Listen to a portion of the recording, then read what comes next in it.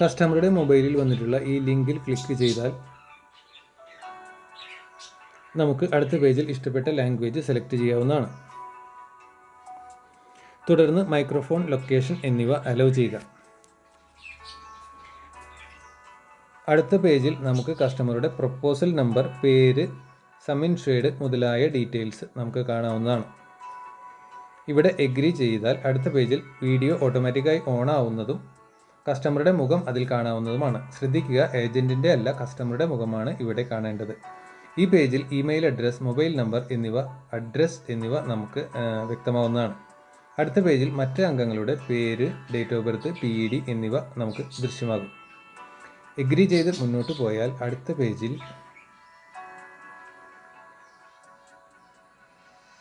Video കൺസെൻറ്റിന് വേണ്ടി വീണ്ടും video on ആവുന്നതാണ്. ഇവിടെ ഫേസ് ഡിറ്റക്ഷൻ, ലൈവ്നെസ് ചെക്ക് എന്നിവയാണ് നടക്കുന്നത്.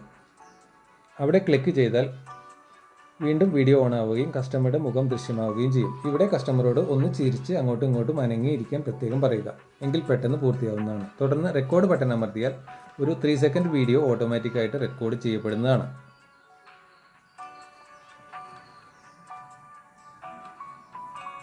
ഈ വീഡിയോ റെക്കോർഡ് ചെയ്യപ്പെട്ടതിന് ശേഷം ഓട്ടോമാറ്റിക്കായി അപ്ലോഡ് ചെയ്യപ്പെടുന്നതാണ്. ഇതിന് ഒരു 30 to 40 സെക്കൻഡ്സ് ഡിപ്പെൻസ് നിങ്ങളുടെ ഒരു നെറ്റ്വർക്ക് കവറേജ് അനുസരിച്ച് വ്യത്യാസപ്പെടുന്നതാണ്.